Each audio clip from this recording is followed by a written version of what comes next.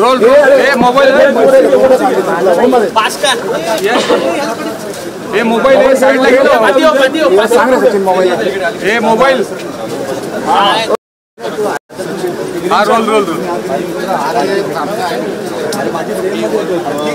परिस्थिती जी आहे ती पाऊस सुरू आहे आपत्कालीन स्थिती दिसून येते आपत्कालीन सध्याची परिस्थिती नेमकी काय? मला असं वाटतं की आता बऱ्यापैकी भागात पाऊस अजूनही जोरात चालू आहे, काही भागात आजही रेड अलर्ट आहे. पण मला असं वाटतं आपत्ती व्यवस्थापनाच्या संदर्भातले ज्या काही काळजी त्या ठिकाणी घ्यायची आहे, म्हणजे काही ठिकाणी NDRF काही ठिकाणी SDRF तैनात करून ठेवणं हे देखील झालेलं आहे.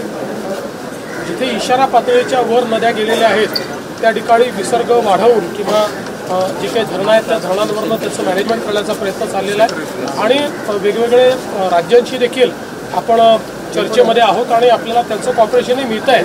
त्यामुळे तेही आपल्या विनंतीप्रमाणे विसर्ग वाढवता आहेत.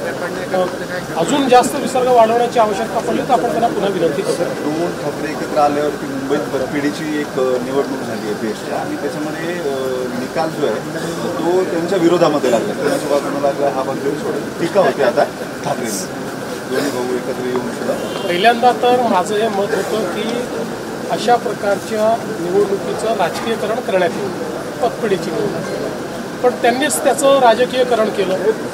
आम्ही म्हणजे आमच्याकडनं शशांकरावही तसे आमचेच आहेत आणि प्रसाद लाडाही आमचेच आहेत, ते उभे होते. आम्ही कुठलंही राजकीयकरण त्याचं केलं नाही, पण त्यांनी मात्र आता दोन ठाकरे बंधू एकत्र, आता ब्रँड ठाकरे निवडून येणार, आता अशा प्रकारचं त्यांनी त्याचं राजकीयकरण केलं तर ते काही लोकांना आवडलेलं दिसत नाही. त्याच्यामुळे त्यांना एकही जागा त्या ठिकाणी मिळालेली नाही. एक प्रकारे म्हणजे या निवडणुकीत तरी त्यांना रिजेक्ट केलेलं आहे, अशा प्रकारे त्या ठिकाणचं चित्र आहे. अर्थात मी पुन्हा सांगतो की मला याचं काही राजकीयकरण करायचं नाही.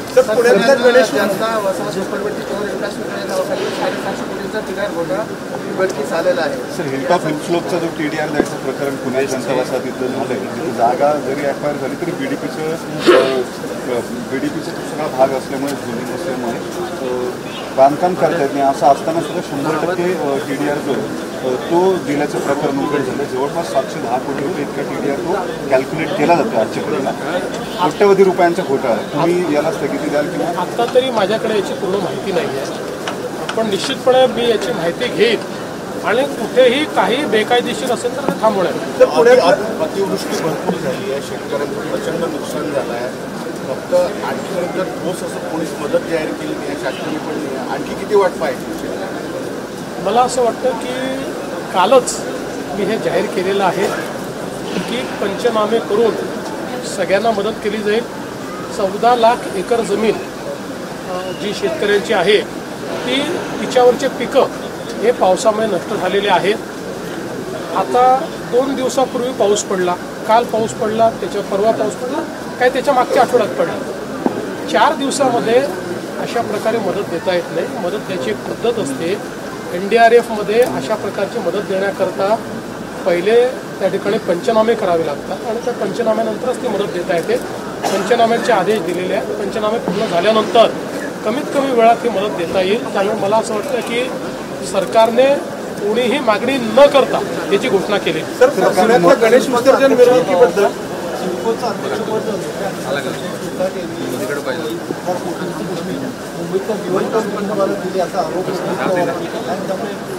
रोहित पवार किंवा ही सगळी मंडळी रोज असे आरोप करत असतात. पुरावे दिले पाहिजे ना.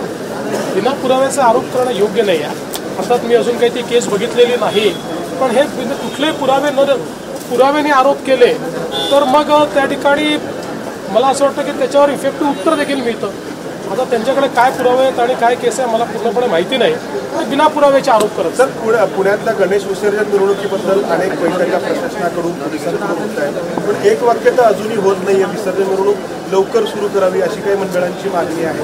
क्रम जो आहे तर त्याच्यावरती मला असं वाटतं की दरवर्षीच असे प्रश्न पुण्यामध्ये निर्माण होतात आणि मग पुणेकर आणि पोलीस मिळून ते प्रश्न सोडवतात. त्याच्याकरता मुख्यमंत्र्याला याची आवश्यकता कधीच पडली नाही आणि यावेळेस पडणार नाही. सर कालचं